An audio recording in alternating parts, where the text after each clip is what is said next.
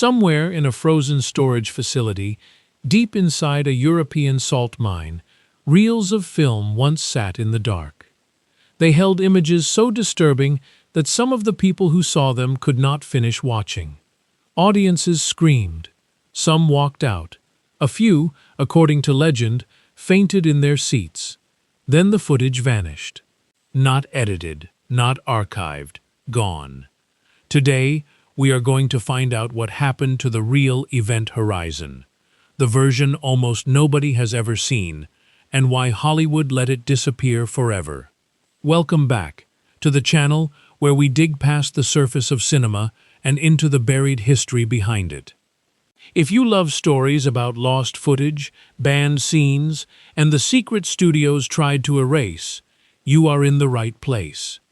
Subscribe if you want more investigations like this one, because today's story is one of the strangest in modern film history. In the summer of 1997, a science fiction horror film called Event Horizon arrived in theaters. It starred Laurence Fishburne and Sam Neill, and it promised audiences a journey into deep space that would test the limits of what a studio film was allowed to show. Critics were unkind. The box office was worse. The film made only $42 million against a $60 million budget, and it seemed destined to be forgotten. But it was not forgotten. Over the following decades, Event Horizon became something rare in cinema, a commercial failure that grew, year after year, into a cult phenomenon whispered about by horror fans and science fiction lovers alike. And at the center of that growing obsession was a question that refused to go away. What did the original version actually look like?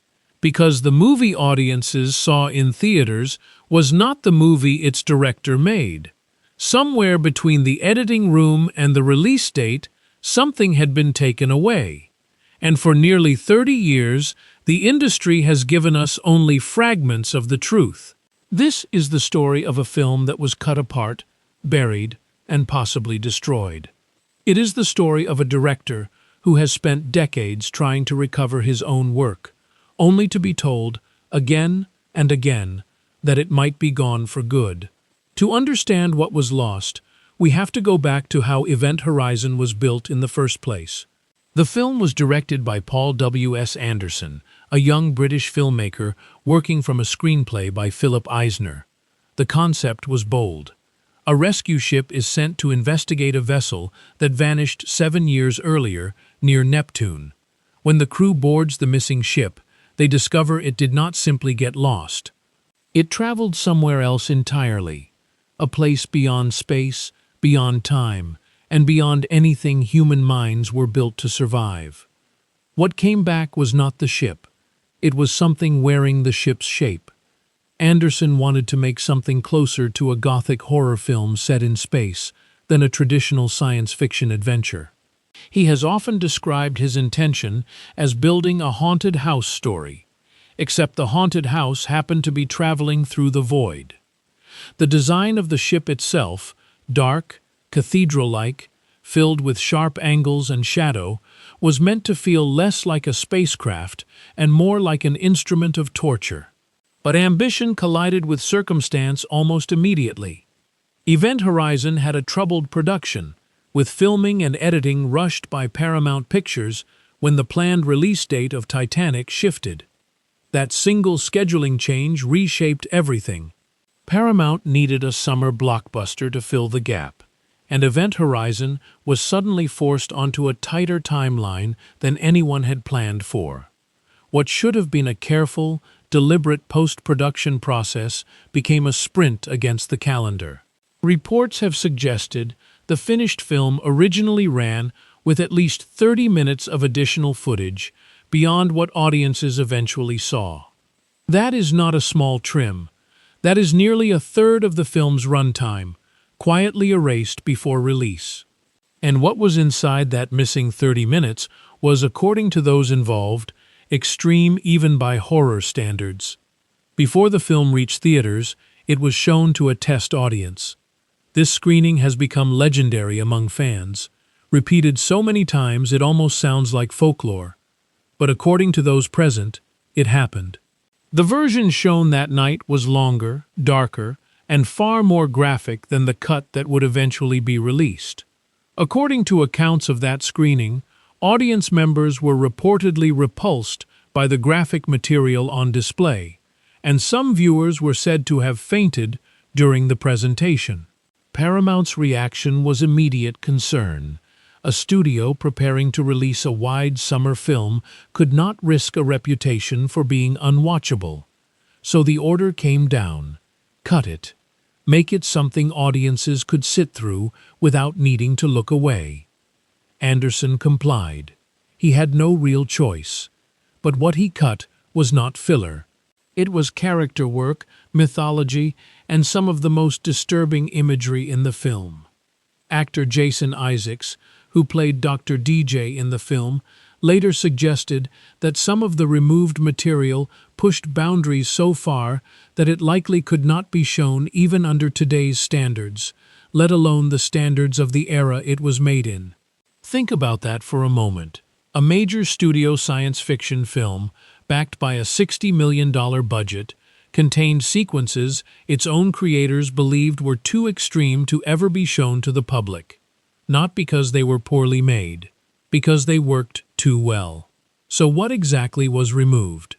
This is where the mystery deepens, because the answer depends on who you ask and how much of the true picture still exists to examine. According to Anderson, the original cut of Event Horizon ran roughly 2 hours and 10 minutes, more than 30 minutes longer than the theatrical release audiences eventually saw. That is essentially a different film. Extended character backstories, deeper explanations of the ship's transformation, and significantly more graphic depictions of what the crew of the original Event Horizon did to each other before their ship reappeared. Fragments of this material have surfaced over the years, but never as a complete restoration. Some deleted scenes were eventually included as bonus material on a 2006 DVD release, but the footage used was low quality and still showed visible editor's marks, a sign that this was rescued material rather than a polished cut. Where did the rest of it go? This is where the story takes its strangest turn. According to persistent reports, the unused footage from Event Horizon was shipped to a storage facility inside a salt mine in Transylvania, a location often used for film preservation because of its naturally dry, stable conditions. On paper, that should have protected the material for decades. Salt mines are used by archives around the world precisely because they resist moisture and temperature swings that destroy film stock. But something went wrong. By the time anyone went looking for that footage again, much of it had deteriorated beyond any hope of recovery. Anderson has confirmed the heartbreaking outcome in interviews across the years. He has said that Paramount discarded the majority of the remaining deleted footage sometime in the late 1990s or early 2000s, since the studio at the time had little interest in preserving it. Why would a studio throw away footage from its own film? The answer connects to something bigger than Event Horizon itself. It connects to the way the entire industry thought about home video at that exact moment in history. Here is the detail that changes how you understand this entire story. Event Horizon was released at almost exactly the wrong moment in home entertainment history to be preserved properly. Anderson has explained that the film arrived right before the DVD revolution, when the industry was still primarily built around VHS tapes and laserdiscs. On those formats, there was no meaningful demand for bonus content, no deleted scenes menu, no special features disc. Because VHS releases had no room and no real purpose for extra footage, the studio had no incentive to keep it archived. A few years later, everything changed. DVD turned deleted scenes and extended cuts into a selling point, something studios actively marketed to fans.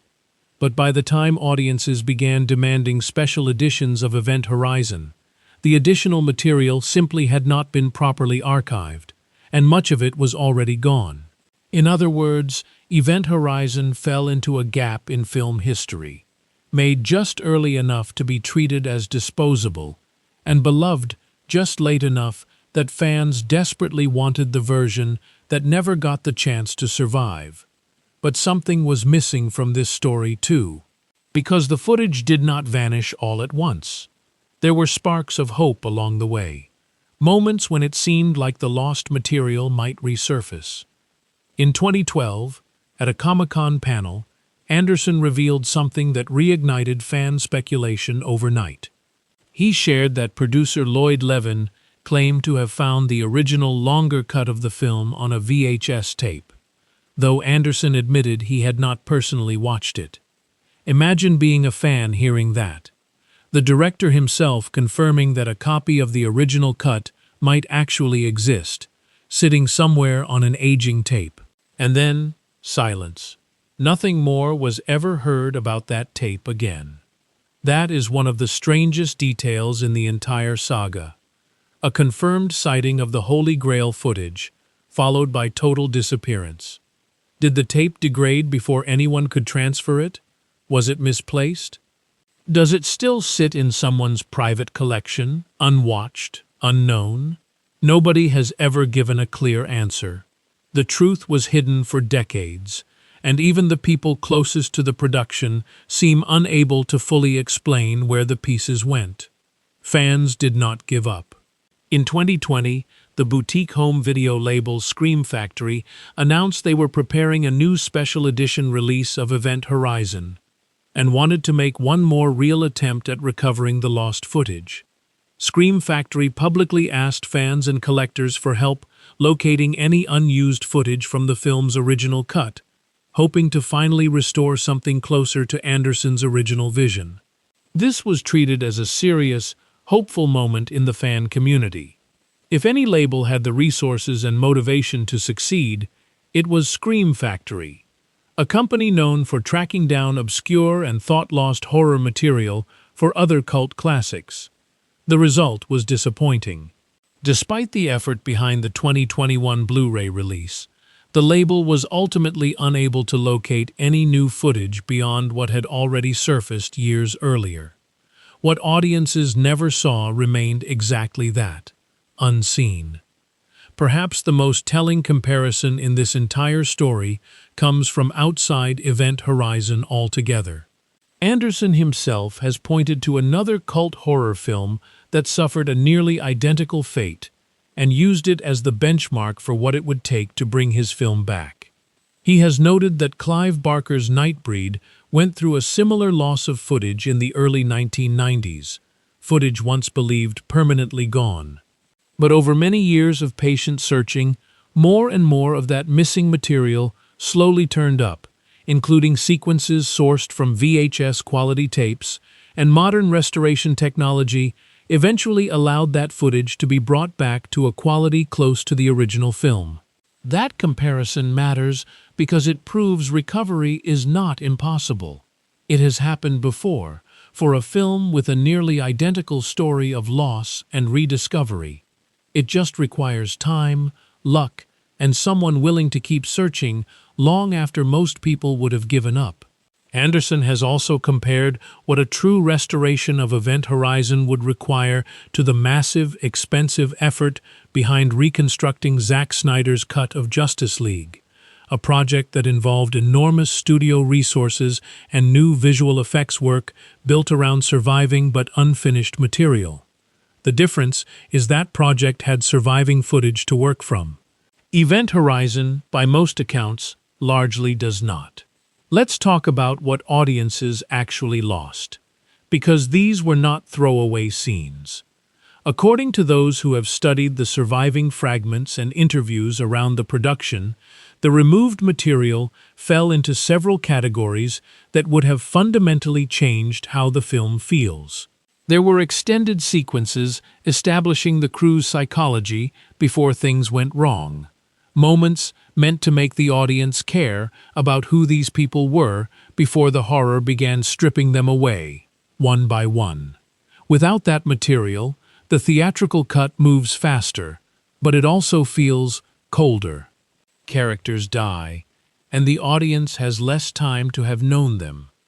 There was significantly more explicit imagery from the recovered footage found aboard the original Event Horizon ship, showing exactly what its first crew experienced and became during their passage through the dimension beyond our own. In the theatrical cut, much of this is implied through quick flashes and suggestion.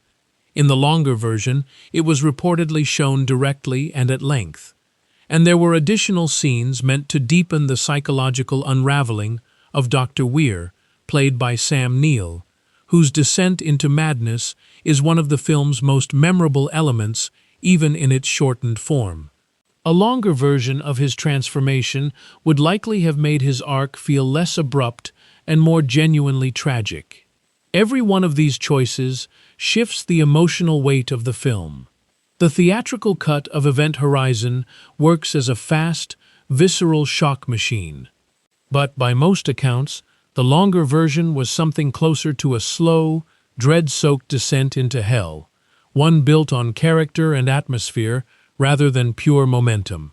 Removing 30 minutes did not just make the film shorter, it changed what kind of film it was. So why does any of this matter almost 30 years later? Because Event Horizon eventually proved the studio wrong about its audience. The film sold well once it reached home video, and its initial DVD release performed strongly enough that Paramount actually reached back out to Anderson about restoring the deleted material. The very footage the studio had once considered too extreme became something the studio itself wanted back, once it realized how much of a following the film had quietly built. But by that point, the footage had already been lost or destroyed. There is something almost tragic in that timeline. The studio that once demanded the cuts eventually wanted to undo them, and could not, because nobody had thought the material was worth keeping in the first place. The horror sequences considered too disturbing for a 1997 test screening are now, in an era of extreme streaming content and uncut horror franchises, exactly the kind of thing fans actively crave. Anderson has stated plainly, in more than one interview across the years, that bits and pieces of the film occasionally surface on old VHS tapes, but the bulk of what was removed appears to be permanently lost. That is about as close to a final answer as we are ever likely to get. What does this mean for the film's legacy going forward? Event Horizon is no longer treated as a failure. It is regularly cited among the most influential science fiction horror films ever made, an acknowledged inspiration for later franchises, video games, and filmmakers who grew up quoting its nightmarish imagery. The film even continues to expand today, with new prequel comics exploring the world Anderson and Eisner built, keeping the mythology alive even without the missing footage that started this whole mystery. But the original vision, the 2-hour and 10-minute cut that tested those audiences into shock, remains locked away somewhere between memory, rumor, and ruined film stock. Every few years, a rumor resurfaces. A tape is mentioned. A private collector claims to have something. And every time, the trail goes cold again. Maybe the tape Lloyd Levin once mentioned still exists somewhere, forgotten in a box. Maybe another fragment is sitting on a shelf in someone's collection, its owner with no idea what they actually possess. Or maybe, as Anderson himself has come to accept, the true Event Horizon simply does not exist anymore, in any complete form. Not banned, not censored by any government or ratings board, just quietly erased by an industry that did not yet understand what it was throwing away. So here is the question we leave you with tonight. If that footage is truly gone, does the myth of Event Horizon become more powerful because we can never see it? Or is there still a piece of film history sitting in someone's attic, in someone's storage unit, in someone's old VHS collection, waiting to be found? We may never know, but if there is one thing this story proves, it is that the movies we think we know completely, often have entire hidden histories running just beneath the surface. Sometimes those histories are buried in a vault. Sometimes they are buried in a salt mine on the other side of the world. If you enjoyed uncovering this mystery with us, let us know in the comments what film you want us to investigate next. And if you have ever heard a rumor about lost Event Horizon footage that we did not cover here, tell us below. Someone in this comment section might just know more than they realize. Until next time, keep questioning what you think you have already seen.